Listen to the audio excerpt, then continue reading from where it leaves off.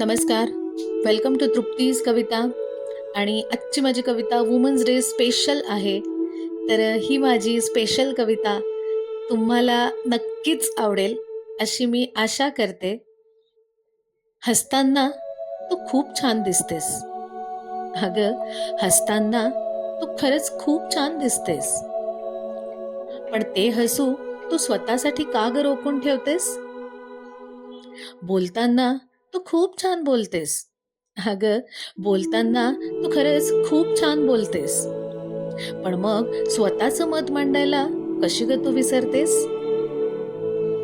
दुखत असलं तुझं काही जरी दुखत असलं तुझं काही जरी तरी हसऱ्या चेहऱ्याने तू घरात वावरतेस. दुःख लपवून तुझं कशी ग तू इतकी आनंदी असतेस?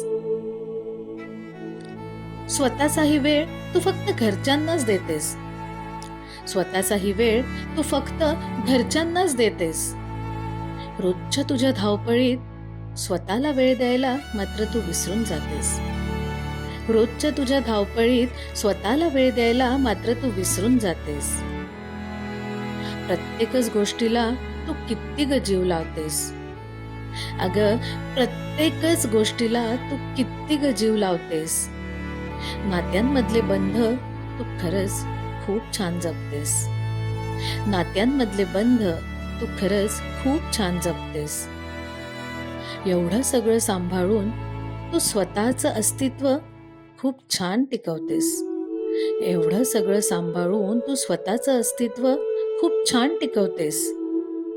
काम कुठलंही असो, अगं, काम कुठलंही असो, तू मात्र प्रत्येक ठिकाणी उंच भरारी घेतेस.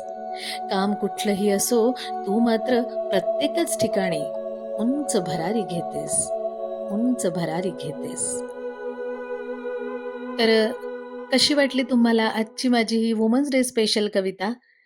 कारण प्रत्येक स्त्रीने स्वतःशी रिलेट करावी अशीच ही कविता होती आजची माझी.